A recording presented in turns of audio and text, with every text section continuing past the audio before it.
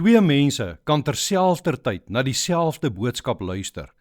Dieselfde Bybel kan voor hulle oop wees. Hulle kan dieselfde skriflesing, dieselfde preek, dieselfde verkondiging van Jesus hoor. En tog kan die een Christus begin raak sien, terwyl die ander net mensewoorde hoor en vassteek in ongeloof. Waar lê die verskil? Is die een dan slimmer, of meer godsdienstig gebore, of van nature net meer ontvanklik as die ander een? Wat maak die verskil?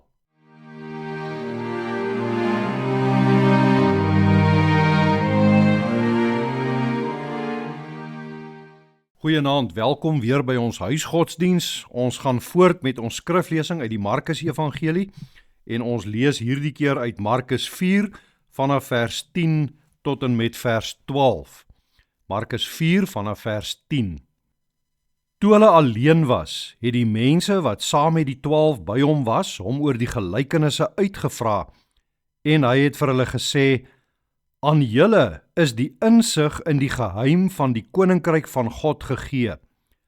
Maar vir die wat daar buite is, bly alles net by gelykenisse, sodat hulle kyk en tog nie sien nie, en hoor en tog nie verstaan nie, dat hulle nie miskien bekeer en vergewe word nie." Sover lees ons uit die woord van die Here. Vanaand let ons veral op Jesus se woorde in vers 11. "Aan julle is die insig in die geheim van die koninkryk van God gegee." Hierdie gedeelte staan in die middel tussen Jesus se vertelling van die gelykenis van die saaiër en die volgende gedeelte waarin hy daardie gelykenis vir die mense uitlê. Nadat Jesus die gelykenis van die saaiër vertel het, vra die mense wat saam met die 12 disippels by hom was: "Maar wat beteken al hierdie gelykenisse?" Hulle verstaan dit nie van self nie. Hulle is nie slimmer of van nature meer geestelik as die ander mense nie, maar hulle is hier in die binnekring en hulle vra na die betekenis van Jesus se woorde. Daar is by hulle 'n versigtiging om te verstaan, om te weet. En dan sê Jesus vir hulle: "Aan julle is die insig in die geheim van die koninkryk van God gegee." Daardie laaste woordjie is die sleutel, gegee. Aan hulle is die insig gegee om die gelykenisse te verstaan. As jy vandag in Jesus, die Seun van God, sien, sy evangelie glo en hom as Here vertrou, is die diepste rede daarvoor nie dat jy beter gekyk het, beter geluister het of 'n beter besluit geneem het nie. Die rede daarvoor is nie dat jy die geheime taal, die geheime kode van die evangelie gekraak het nie. Ja, dit is God wat jou oë oopgemaak het. God het jou die insig gegee. Ja, dat jy glo is louter God se genade. Maar dan kom die harde woorde van vers 12. Jesus haal hier in vers 12 die profeet Jesaja aan oor mense wat kyk, maar nie sien nie, en hoor, maar nie verstaan nie. Daar is mense vir wie die gelykenisse net gelykenisse bly, vir wie die woord van God net die mense woorde bly wat met mense se monde uitgespreek word. Hulle kyk en hulle sien niks en hulle hoor, maar hulle verstaan nie. Agter al hierdie woorde is daar vir hulle niks nie. Hulle ontmoet nie in hierdie woorde die lewende God nie. Nou kan 'n mens vra, beteken dit dan daar is mense wat opreg na God soek, maar dat hy homself vir hulle wegsteek? Nee, beslis nie. Kom ons kyk nou na die konteks. In Markus 3 het die skrifgeleerdes Jesus se werke gesien en dit aan die duiwel toegeskryf. Hulle probleem was nie 'n gebrek aan lig nie. Hulle probleem was dat hulle harte verhard het en dat hulle nie voor die lig wou buig nie. Hulle wou nie die lig sien nie. Die lig was daar vir hulle, maar in hulle trots het hulle dit verwerp wat hulle gesien het. Hulle het gehoor, maar hulle wou nie die stem van die koning van konings hoor nie. Jesus sê daar is mense wat buite bly. Die mense wat buite bly is die mense wat nie opregte soekers is voor 'n geslote deur nie. Dis mense wat vassteek in hulle natuurlike sonde. Dis mense wat die lig van God se woord weerstaan. God self is nie die oorsaak vir hulle blindheid nie. Hulle sonde is. Die Here kan nie vir hulle ongeloof geblameer word nie. Maar terselfdertyd moet ons sê, as jy glo, kan jy jouself ook nie daarvoor prys nie.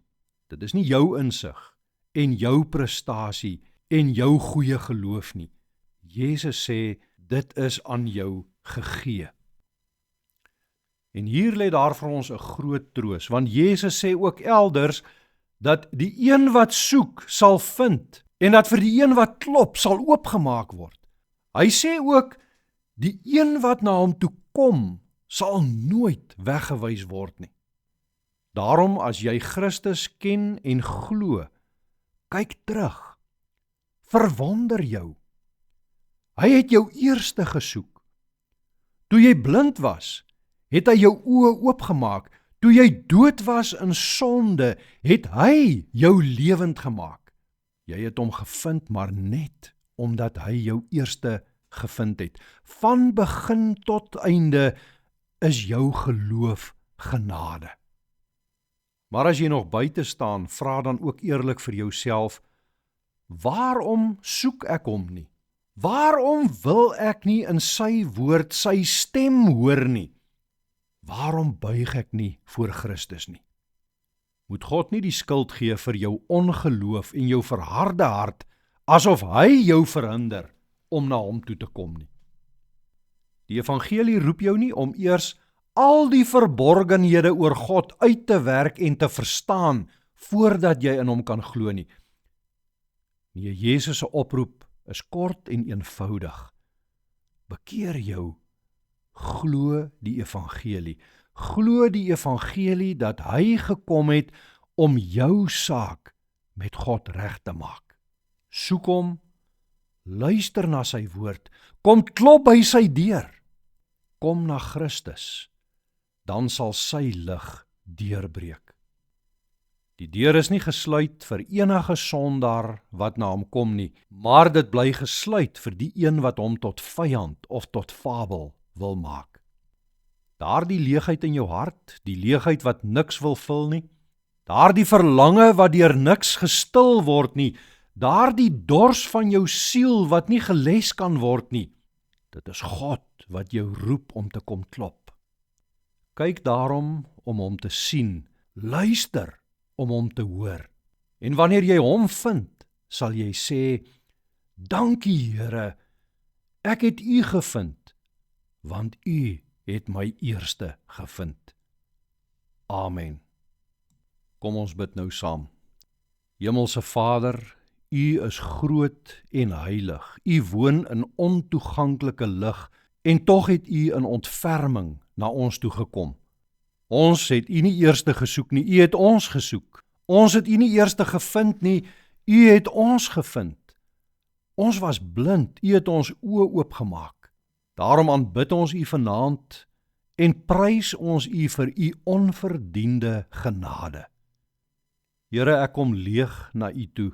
Vul my met u genade en met u ontferming. Ek kom moeg na hierdie dag, moeg van dinge wat verkeerd geloop het, moeg van my eie sonde, moeg van die gevolge daarvan. Ek kom met vrae en met teleurstelling en onsekerheid oor die pad vorentoe. Maar vanaand kyk ek weg van myself en ek kyk op na u toe. Maak my oë oop om u heerlikheid te sien. Laat my u stem in u woord hoor. Lei my wanneer ek self nie die pad ken nie. Dra my wanneer ek nie meer krag het nie. Vergewe my sonde om Christus ontwil en hou my tog naby aan hom. Here, ons oë soek na u. Ons verlang na die dag wanneer ons u heerlikheid ten volle sal sien. Tot dan, bewaar ons, lei ons en laat ons in vrede rus in U hand. Om Christus ontwil. Amen.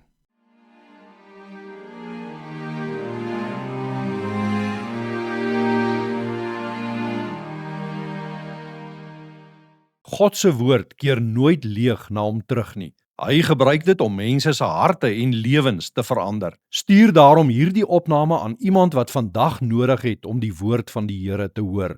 Vir nog Bybelvoorlesings en skrifgebonde woordverkondiging, volg gerus Gelowig op Pad op Facebook of YouTube of sluit aan by die WhatsApp kanaal waarvoor die skakel hieronder gegee word. Tot 'n volgende keer, vrede vir jou.